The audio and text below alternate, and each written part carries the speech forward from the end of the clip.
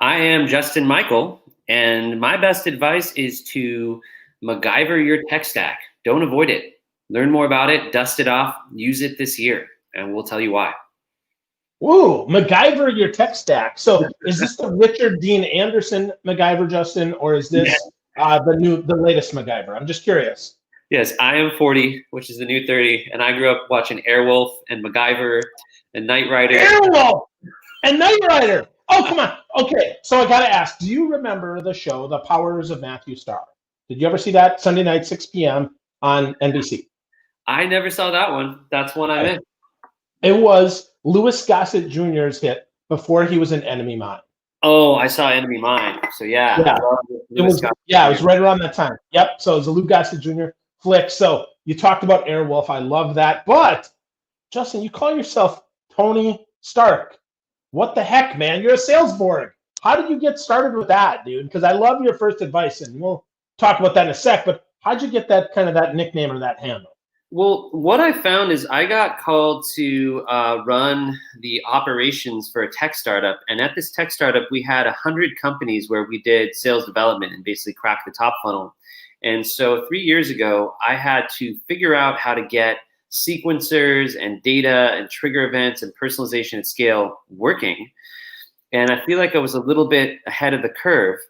And I created a community on Discord to crack the funnel. And I first was sort of going with Avengers and Tony Stark. Then I realized because of Disney and copyrights, I'd have to have kind of my own tribe. So I decided to go with Seller and Cyborg, but it fit within sales and tech stacks. And so I thought I would write about this and bring a different spin of what's now become revenue operations, but it's actually now impacting all reps. Everybody's got tech. They don't quite know how to use it. It's like Excel. We're all using 5% of our stack.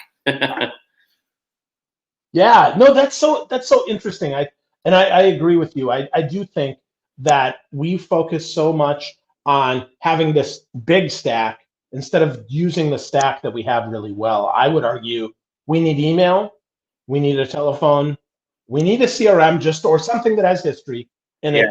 And I don't know, maybe one or two other things. I don't know. What do you think? What's the MVP, if you will, of your tech stack? So yes, that's why I have the MacGyver is to use whatever you have. And in MacGyver, you'll remember, right? He, picks a submarine lock with a toothbrush and a paper clip and an umbrella as a grappling hook. So he's always, hot wiring the world with what he has. So there's the scrappiness of, like you said, you need a digital medium, email, probably LinkedIn, probably, it could be a CRM if you don't have Salesforce, and a phone. That is your base layer. If you can't succeed with that, all the rest won't help you. Phase 2 is probably LinkedIn Navigator. So you have a way to really search even if people aren't connected, so you can research effectively. You could be sending emails one at a time, but it would be nice to automate it once you figure out the message. So test it. That's things like obviously Outreach, SalesLoft, Xant, Groove. It goes forever. It's a deep category. Then we get into data, because you're eventually going to have to call with the phone. So you need good cell phones, good emails to put into the sequencer. And then in this remote context, if you care about coaching yourself or your reps, you got to record some calls. So Gong, Chorus, and then we can go even deeper into advanced stacks. But I just thought, wow, like where's the book about power using Sales Navigator, Zoom Info, and Outreach? And where's that? And then the publisher said, hey, that's too technical. Can we calm this down? And so I ended up getting a publishing deal with HarperCollins, and I just went deep. This thing's like the Bible of tech stacks. And it got edited down, and it's been opened up and widened a lot. So it's not technical. So don't be afraid. Like if you can't afford the tech stack, your manager won't buy it for you. You can't expense it. Like Phil just said, we have plenty of examples of just MacGyver. Like, okay, you're full cycle, you have no SDR, they won't buy you tech. I was part of a book called Combo Prospecting where we really cracked into that. But the theme here is we're going to see a lot more technology for sales. This happened in marketing 10 years ago. Automation, AI, ML, I know that's the purpose of the episode, but for all you revenue generators out there, how do we use this stuff? And, what's smoke and mirrors and what's real? Yeah, I think that's interesting, right? I think the money is absolutely going into more tech for sales. I mean, the word sales enablement, I would argue, is it's so broad, it's almost nothing, right? It's almost like water. It's like, okay, right? I don't even know what this is anymore because so many organizations, that to me, and you feel free to disagree with me here, but I think sales enablement is one part, hey, I have to teach you how to sell. One part, I have to teach you how to review what you've done. And one part, I have to teach you the product, right? You have to understand the product. And I think the miss is that they try to put all three of those together at one time before it's ready, right? Before you understand, like even how to open a conversation with people, you're trying to understand the technical details of a product. And your point, I think you end up over engineering a conversation. I don't know. What do you think, Justin? Yeah. So the truth of the matter is you really have to become an expert in your field. So you have, expertise as a subject matter expert. Could be strategic and tactical. You understand the use cases. You probably should be able to demo your product. If you're doing software as a service, take the time. You need business acumen to understand the customer's business. When the CEB came back, Corporate Executive Board, it's now part of Gartner. The big gripe with all sellers is, hey, they just don't understand the business. And then you have these folks who are green or coming out of school, they're new to sales development. Like, how could I possibly understand the business? Well, that's a lot of my work, and your work is becoming savvy about business and learning how to research people, not to get bogged down by the research, but to show them, that you've done a little extra homework. Because the majority of outreach is just, it's a generic template, or it's personalized on a factor like, hey, I love the bears. You love the bears. I love to fly fish. I like to hike. And that's cool. Like I'm sure you and I could find things to do together in Florida and have a good time. But if I don't contact you in a relevant way, it's not going to get through. So what to put into this automation and what to set AI and ML on, it's just a lot of amplified garbage. Like you send 30,000 emails and you're 30x less effective. It can really backfire. And it is. Look at LinkedIn right now. We're getting so much automated spam connect. It's just like, hey, Justin, comma, and then boom, boom, boom. Like I joke, like I get waterboarded by these messages, right? Yeah, no, yeah, and it's so interesting because when a lot of people think of AI or any sort of anything that is not, I guess, full human, they think, oh, it's the tool that's wrong, much like people blame social media for the downfall of the modern world. It's like, no, it's how people actually use this stuff that's getting us in trouble. So if you throw garbage out, it doesn't matter if you send 30,000 or 30 million or 30, you're not going to get a response. I mean, you have to actually take the time to craft that. So let's talk about that, because yeah, we get waterboarded all the time. I mean, I look in mine, even, and LinkedIn actually, they almost force this because it's like they're pandering to those people that are lazy, that just want to check the box. It says, yep, I did this. So I added a new job. We started a new company, process and results. I added it. And I got to tell you, man, 300 messages within about 3 minutes come through. Congrats, congrats, congrats, congrats. I'm like, what? No, stop, no. Like, and I want to see, but I'll tell you what, unless I have a relationship with you, if you don't personalize, and by personalize, I don't mean just change my name. Right. And you talk to me like a person and says, hey, dude, congrats on the new job. What's this mean to you? Yeah. What's the change mean? We don't do that. So how do, to back that way up here, let's start with our sales development, whether that is an actual named SDR or whether that's not a named SDR, but just sales development that we all have to do as salespeople. How do we start thinking more, I guess, artificially, more like a Salesborg, to be more MacGyver-like, so that we can actually cut through the crap, Justin? Yeah, so a lot of what reps want is like, yes, we have artificial intelligence. We have GPT-3. It's going to write the email for us. It's going to get the sale for us. We don't need SDRs. We can get, AI bot, and, it's going to do the work. This is not the promise. It's more that this technology can say, here's a benchmark on what good looks like. It can read the messaging and compare it to huge amounts of other messaging and predict. And this stuff's, in the works. It's not all released. There's been some interesting announcements, even the last 24 hours, of some of the big sales engagement companies talking about sentiment analysis and talking about how a lot of the metrics in the sequencers, I'm getting really high open rates. Well, what if your replies are all removed? Or what if you're getting a lot of replies and they seem positive, but when you actually measure how much revenue, that sequence wasn't as good. So there's a lot of smoke and mirrors of just like you said, the reps lean on the tool.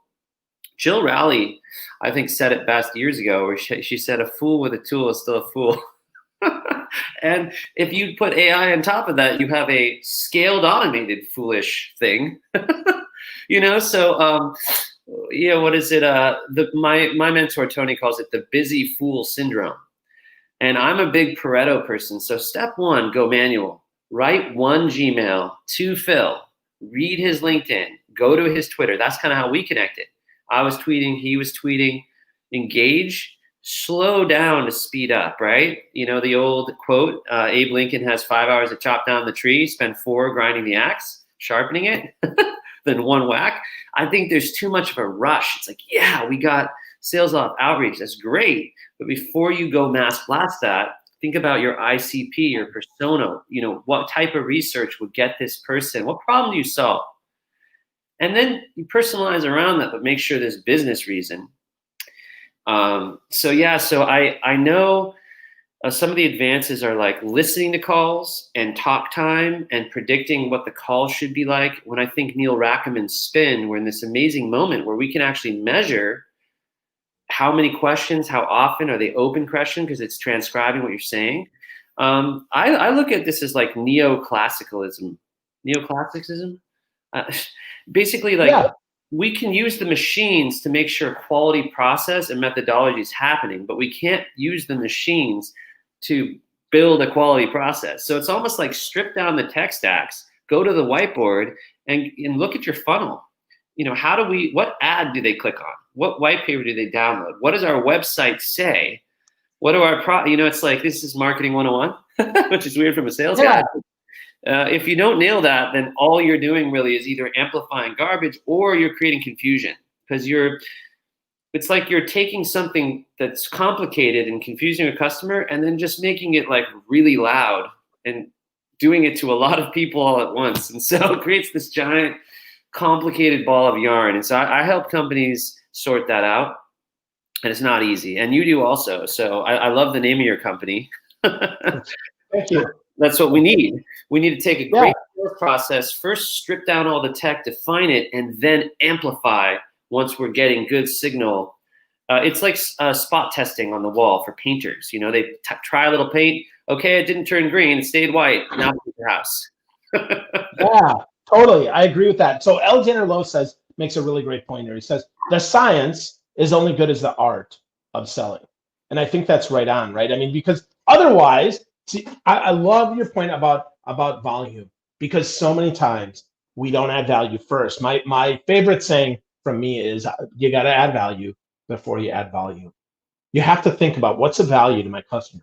Why should they give a crap? Why should they open this before I broadcast it 100,000 times? Because I can amplify for sure, right? I can amplify anything.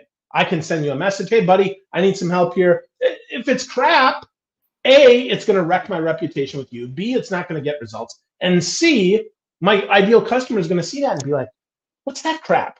Why did he do that, right? So I love that you made those points there, and that we have to kind of skinny that down and not get too big, right? The MacGyver, you could, I don't know, if MacGyver's not trademarked, the MacGyver of sales, right? We're Swiss Army knifing this as well, right? I mean, that's the other thing, is we have to get good. I mean, you sent me your Illuminati sales manifesto, which I have to tell you, at first it made me laugh in a good way. Like, I was like, oh my gosh, right? Like, this is kind of so funny. And yet then I read it again and I'm like, this is so true, right? You said personalization is a myth. I want to share this. You said, if you had a nickel for every time I'm told someone's figured out personalization at scale, I'd be a Bitcoin billionaire by now. And that just makes me laugh.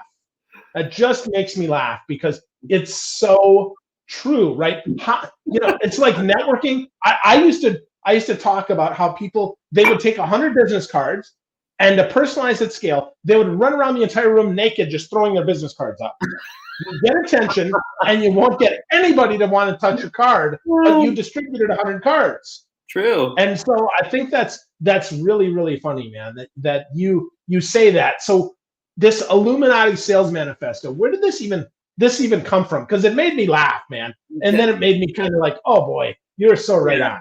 So what I've tried to do is I've found there's like 5,000 sales trainers, and bless their heart, and a lot of our industry just feels like a men's warehouse ad, and I love it. You're going to look great in the interview. You'll love the way you look. It's just a button-down white t-shirt, right? It's just there's not a lot of flavor, right? And Benioff sort of gets it. I go to Dreamforce, and I'm sitting there. It's 9 a.m. I'm drinking my coffee, and boom, Huey Lewis himself jumps up 5 feet from me. I'm like, what? Then there's Sean Penn. It's like, this is like the Mark Benioff melt your face off moment. I thought I was here to learn about marketing. Tony Robbins walks in, Wayne Dyer walks in, just the stuff that happens at Dreamforce, your head's going to explode. So when I built my brand, I'm like, I love Back to the Future and Tron and MacGyver and Airwolf. And I'm 40, so I'm like in that perfect little magical early Star Wars time where the tech wasn't quite there. And I kind of compare sales tech to that. We're getting there, and there's some cool stuff. But if you think about what we do in sales tech now, it's kind of manual. Like you get a sequencer and you load it one at a time. So I come up with like these white papers and campaigns they're counterculture. They're very Kurt Cobain. It's like, I have this collaborator, Patrick Joyce, former mathematician, and we do these things with fractals, geometry, math, science, art, history, and we just try to make it sticky. So if you think about the Illuminati or this like secret group, I've met all the sales trainers. They're nice people. It's they really care. I would say overall it's a really nice industry, but there's another aspect this industry likes best and shows. Like my poodle's better than your poodle, like my system than your system. Like, and here's the top takeaway. There's no Illuminati, but that's what we would say, right? Or are we against the Illuminati? Guy Fawkes, it's hard to know. This is what I'll tell you. Get everything. Buy Josh Braun's guide. Buy Beck Holland's stuff. Get John Barrows. Get him to train you. Take one-on-one. It's just like music. The more you can learn and A/B test, you'll crack it for your organization. I can ask you, Phil. I mean, you're a big reader and writer. I mean, how many books are on your bookshelf? I mean, or digital. Sales books probably 1,000. Yeah. So case in point. Yeah. Perfect example, right? Yeah. And I listen to hundreds of podcasts. Yeah. And that's why you're such a font, because now you're an amalgamator. It's not just me, Phil, what I think, but here, 20 ideas that I've now mashed. And that's what I'm trying to do. I'm bringing in mashups. And I have this crew called the Salesborgs. It's a Discord server with about 700 people in it. And I send them codes and ideas for emails, and I say, prove it wrong. And the manifesto is really, there was this book called Predictable Revenue, and it became the Bible of Silicon Valley. And I know Aaron Ross, he's great. He's evolved the methods. But in 2011, the thing kind of stuck because they used it in Salesforce to go from 0 to 100 million. And then Mark Roberge went from 0 to 100 million at HubSpot. And they had these things called, sales development reps, SDRs, and AEs. When I started, it was just inside sales. Like, get on the phone, kid. There's no titles. But now there's these weird limitations where someone does this really hard job of getting all this business in, and maybe they get, this weird compensation, but then there's these AEs who are more tenured, but then you can't become an AE if you're an SDR. And so like thought leaders like Scott Leese have been like, aren't we just doing sales? If you're 25 and you came out of school, should someone say, you're an opener? I mean, you're 25. Let's just teach you all about sales and marketing and fly, bird. It's like, why are we limiting people to these silos? Almost like it feels almost like the Industrial Revolution, where it's like you put on the hubcap. Okay, pat on the head. So I'm also questioning the model. I just feel like let's teach people who get into sales comprehensively how to do it all: sales, marketing, rev ops, and let's like a basketball team, have them play all the different positions, and then say you're a center. Right? Or you have these dual people like Bo Jackson where they play multiple sports. Like, why limit your talent pool? I think we've over specialized and are limiting the future sellers. Because back in my day, it was like, can you do marketing? Can you do blogs? Can you sit on the front of the chat of the website? Can you run our customer event? It was like all hands on deck. Like it was awesome. I was ready to learn. I was working every waking hour. I was, 27-year-old kid working in a tech incubator and just trying to learn what any of it meant. So yeah, that's so interesting. The over specialization. I would go back even further, right? To it's like baseball now. We got a left-handed special. Jesse Orozco is going to come in and get one out in the bottom of the sixth because he's pitching against Willie McGee, right, or something like that. And I do think, to your point, a lot of the folks that I have trained over the years, right, they want to know some part of sales, but not the full scope of sales. So they don't understand business as well. They don't understand the business. I mean, and you made this point before, because unless you understand the totality, if because sales and marketing really is, it's conversational. And sometimes it opens and sometimes it advances and sometimes it closes. But Yeah. you have to understand that someone that you don't know, you have to talk to differently than somebody that's just about to buy. And I think that's a big miss, right? Because if you never get the opportunity to talk to somebody who closes, or never get the chance to close anybody yourself, even on an appointment, right? You kind of beg for an appointment. If you're an SDR, a lot of times you're begging for an appointment. You're hoping like hell that they say yes, as opposed to, okay, so is this person really qualified? I mean, I can't remember who said it, but they said the goal of an SDR, the goal of sales development is not to get an appointment, but to qualify.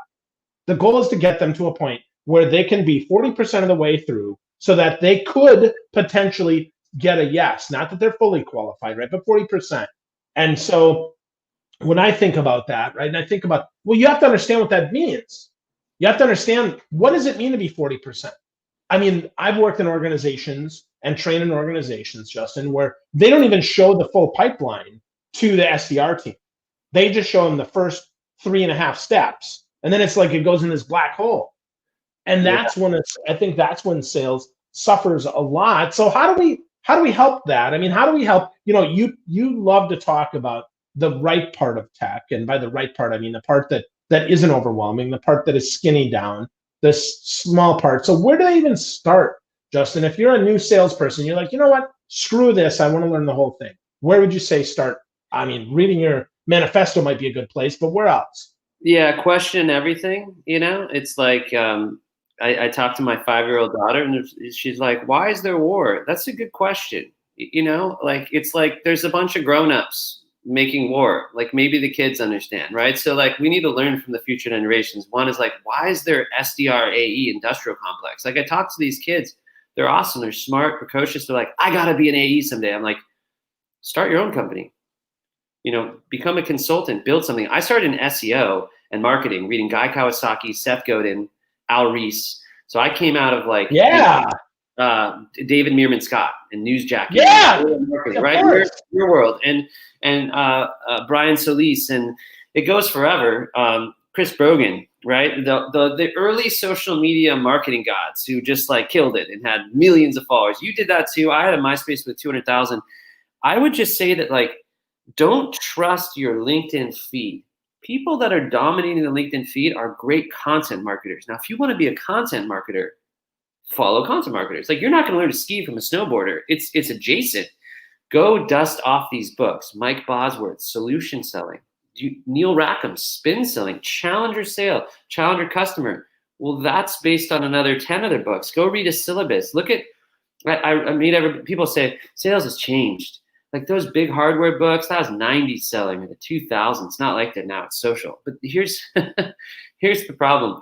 Once you get face-to-face for the customer, the brain has not changed. The neuroscience is identical. The people that were convincing organizations to do these 6- and 7-figure deals in the aughts, in the late 2000s, mid 2000s at Oracle, Salesforce, Marketo, Responses, these giant companies, Miller Hyman, strategic selling, right?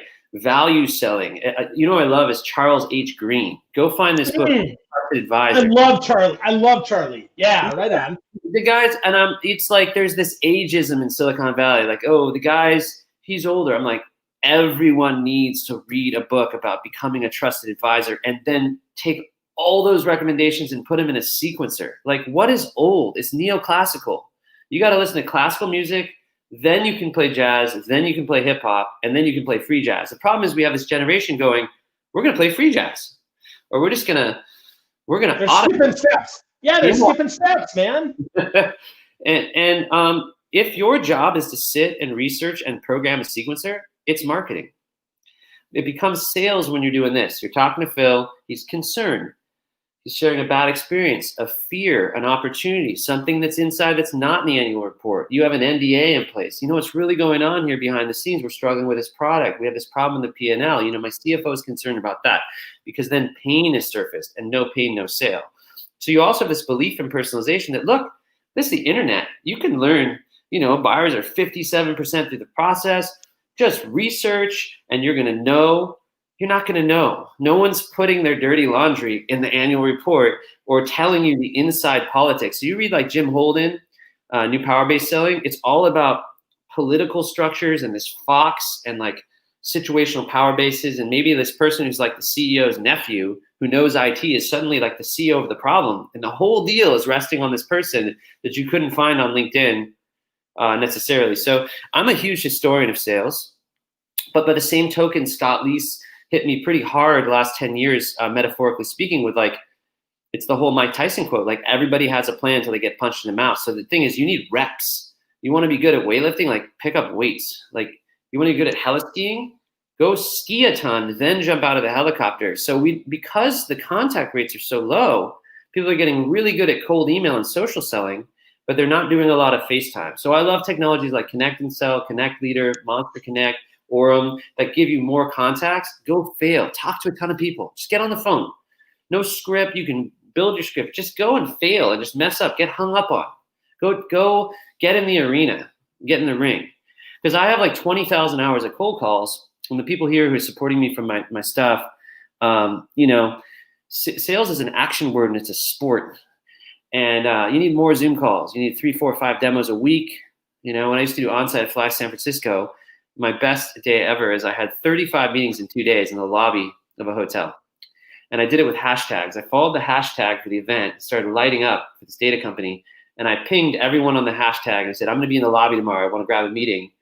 And I back-to-back 35 meetings. I think 2 canceled. I was a wreck. I looked like the Walking Dead. I did look like a cyborg.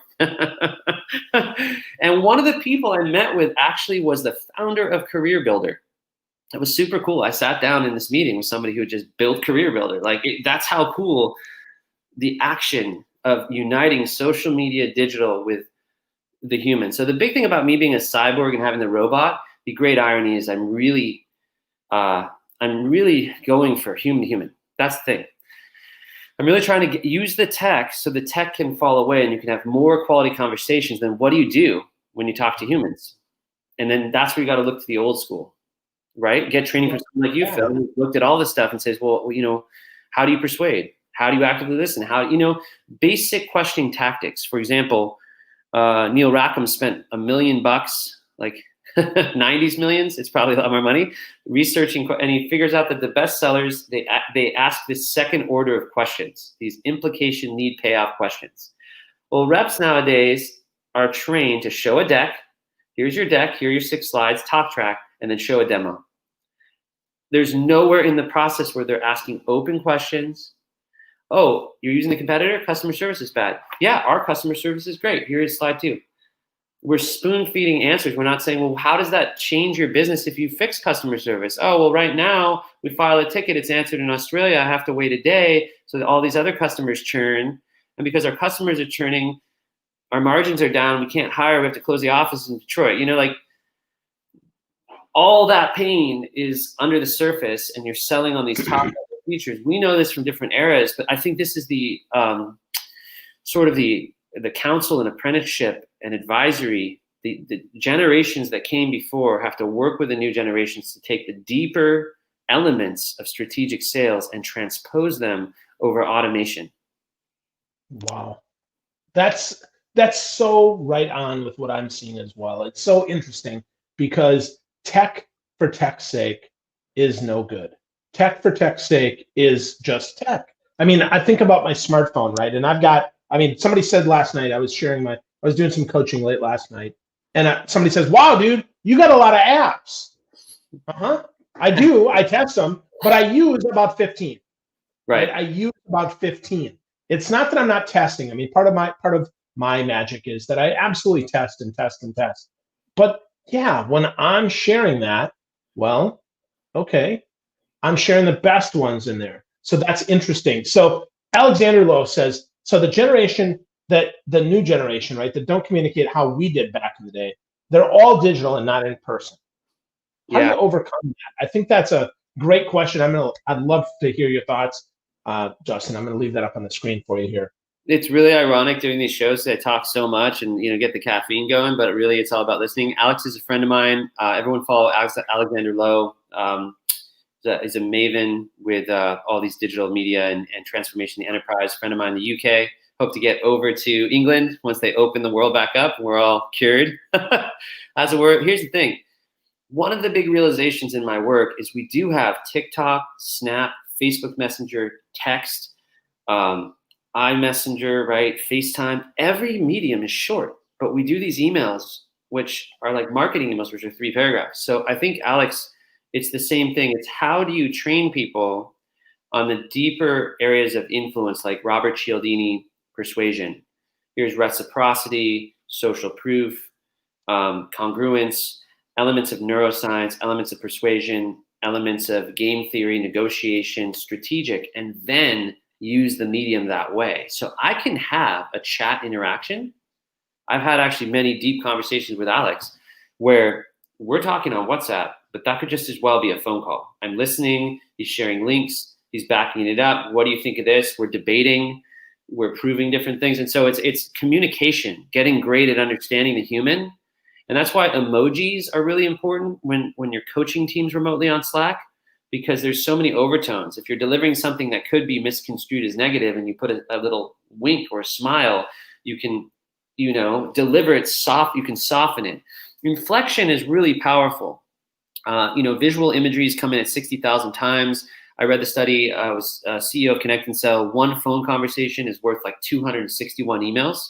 But to Alex's point, this is the age of the customer. If that customer wants to communicate in text, you have to do strategic texting, strategic WhatsApping. You got to be strategic with your DMs. That's a fact. You can't call them on the phone and make them uncomfortable. Hey, I hate to talk on the phone. No deal. I'll use any medium. Like if you're comfortable, you want to chat with me, let's have this thread that goes. And it's kind of crazy. I've worked with millennials and Gen Z where it's like hundreds of interactions and messaging. We're negotiating. Why is it $150 a seat? Can you back that up for me? Sure, here's a grid. Okay, I looked at the grid. My boss said this, and we're just going back and forth, all text. It's going down. Another problem with emails, when you have the open CC and everyone's on the thread, you also have hierarchy. So most people are sitting on and being like, my boss is on this thread. I can't really respond, right? So the beauty of these one-to-one platforms is people can give you inside data like, oh, we couldn't respond on your proposal. It was a little too high. Here's what's actually going on. Otherwise, you have these open CCs and you're like checking in. How does the proposal look? And they don't want to respond because, they don't want to talk out of turn. And you don't even know. The more people you have on the thread, that's why I say we usually say break the chain, feel the pain, because you want to find your inbox. But sometimes it's strategic to break off of these threads, move into texting platforms, and figure out what's really going on. I'll call. I'll try to call. But if people text me back, I'll go and text. And I'll definitely say if you have mid-funnel opportunities, bottom opportunities, figure out the chat platform, the real-time platform of choice, and get there. I've done a ton of deals on just LinkedIn interaction before this call, how we're interacting on LinkedIn. Or we're interacting on Twitter. Hey, I want to have you on the podcast, and we're in DMs on Twitter. Wherever they are, operate, but don't discount the platform as transactional. Be strategic with short-form platforms. It'd be a top takeaway from this. Yeah, I love that. It is really about your customer's favorite method. I don't care if you're leading your team, if you're selling, whatever you're doing, right? It is about their preferred method. I used to have in the back of my business card, and I should probably put it back, right? I'm Phil Gerb on every platform. You need to get a hold of me. Wherever you want to be, you can reach me. I'm pretty easy to reach. And I do that on purpose, right? Like I had my last 4 of my cell number, and actually now my work number even is 7445, because that spells Phil. If you can't remember that, right? It's like, that's easy, right? Phil equals Phil. And I do stuff like that because to your point, Justin, I think it is about strategy. It is about thinking, put yourself not just in the other person's shoes, right? But right next to them. What are they really doing? What are the real things? And I love that you said go one-on-one, because often we think that by CCing in more people that we have a better chance of response, but I see quite the opposite. I see we almost stand no chance of response because, Justin will handle that. Well, I don't have to worry about it. No. Or to your point, right? They're like, no, well, boss is watching, so I better not respond. I'm concerned about that, especially if you take something that was sent individually and then you go back and CC, you just blow that trust all the heck. Yeah. So I think that's, yeah, really, really good. So Justin, if folks want to get started with technology beyond the first pieces that we talked about, right? If they want to go beyond the CRM, they want to go beyond email, beyond the phone, where do you think they should start to learn, not necessarily to sell yet, but to learn to be more effective?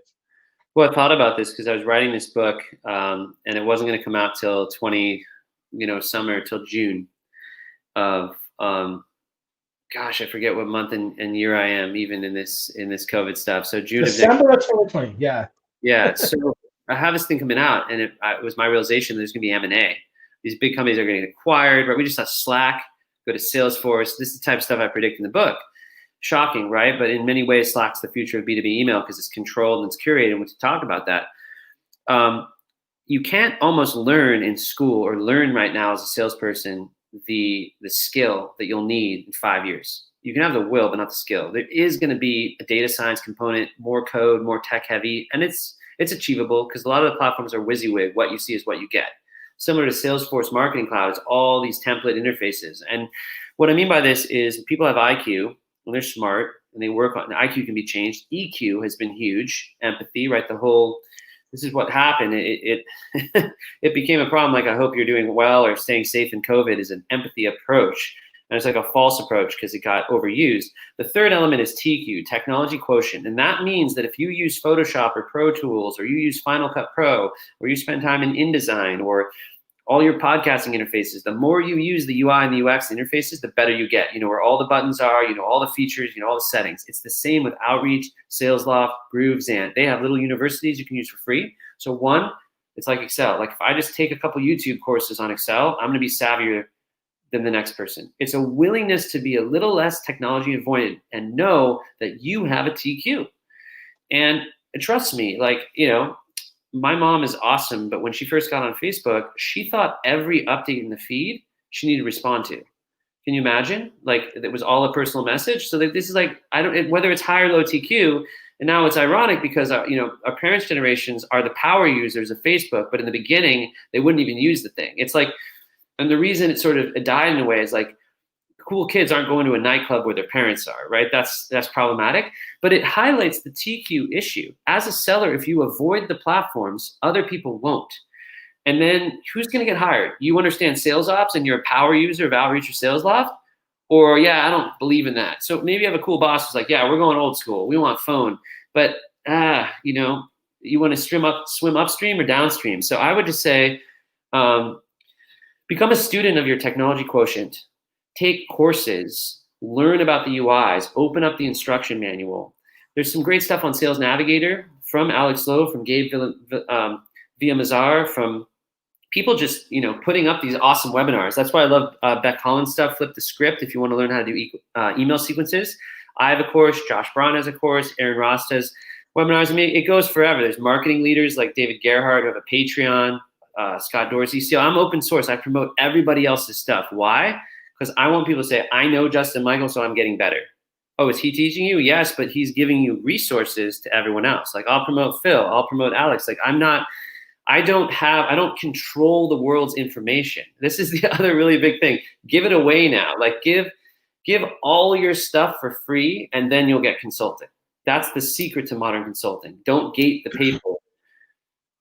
Have these, like, even on this, people listen, be like, wow, I learned a few things I'm going to do. And how many of these webinars and live events do you listen and there's no actionable takeaway? Way too many. Too many. And, and there's plenty that are there, but I really focus on, if someone listens to this call, what should they do? Oh, I should be using text messages to close deals. I should be reading these older books. I should be single threading emails, not double. And I'm going through, even in this interview, what we talked about. And, oh, Justin says I don't have to convince my boss to buy me all this whiz-bang tech. I can use the stuff I use. Now, I wrote a book, case study called Combo Prospecting with Tony J. Hughes. I'm featured in it, in the case study in it. And it's all about the full cycle rep who has no support. And frankly, what you originally said is if you call someone, leave a voicemail, send an email or LinkedIn, and you actually nail the value prop and it has compelling value, you can still win. The question is, in 5 years, it gets harder and harder because just about all the teams are weaponized. So if I'm a rep right now, I'm going to Outreach University. I'm going to go to LinkedIn Learning, formerly Linda. I'm going to start looking at YouTubes, and I'm going to start upskilling what I know, about revenue operations and the tech stacks. Just be interested. Don't be. I get it. Sellers are like, I wasn't good at math. I'm not a good writer. And this is one of my fallacies in the Illuminati document. What is a salesperson? A salesperson is someone that communicates to close revenue. And now we're telling them you're bad at communicating? You might not be Charles Dickens or Ernest Hemingway, but you're a good communicator. How many people do you know who write things and millions of dollars come in? Oh, 7 million salespeople, and half miss the quota, and they're all being told they're a bad writer. You're not good at math and you're not a good writer, but can you bring in $2 million? I mean, it makes my head explode. This is what this document is full of, these crazy paradoxes. I would say you're a great writer. You're not a traditional writer. Maybe you're a poet, but the stuff you write makes millions. So just get good at it. Do a blog, do a podcast, do a book. Look at Grant Cardone. He just puts out books. He didn't even edit them. He's got these awesome books that people love him because it's real. He just talks into these books and they sell like crazy because they're not overly polished. I actually think it's a good thing. I get called out all the time. People go through, they review my work. I live 80 recommendations. I'm like, great. I read it. It's all grammar. No ideation, no utility. No, it's like, okay, thank you for the free edit. I can pay someone to do that. When I want to respond to my content, it's like, well, did you like the tactics? Did you agree that you should do a LinkedIn touch before you call? Like, it's funny, right? That's the traditionalist thing. And not all marketers are bad in any sense. I've met some marketing CMOs who spent hard time with enterprise sales leaders. So I actually think sales leaders should take marketing courses, and marketing leaders should sit with frontline sellers and just air the grievances and like walk a mile in these other shoes. They're hard. The last point I want to make, it's considered marketing's easy and sales is easy. Oh, they got the gift of gab. They're in sales. That's easy. Or, oh, they do marketing. It's easy. Just write these cool papers. It's very hard to be great. It's easy to be mediocre. It's not that hard to be good. But great at marketing, like a Seth Godin, right? Someone like you, like who's read thousands of books and years of your life to consulting, it's very hard. Very hard. Yeah, totally agree. I love your suggestion though, to get your butt learning and be cross-disciplinary, right? Go from marketing to sales, go from sales to marketing. And I would even say, spend some time in ops to understand their struggles too, because you can partner with them, right? Let's be clear. If your Salesforce administrator knows tricks that you will never learn, not that you need to learn them all, but you need to have some understanding of what they do, because then you'll be able to, when you ask them for help, they'll be able to help you as you grow either into a more senior role or as you grow into a leader, because you need them. You need all three. You can't have just one.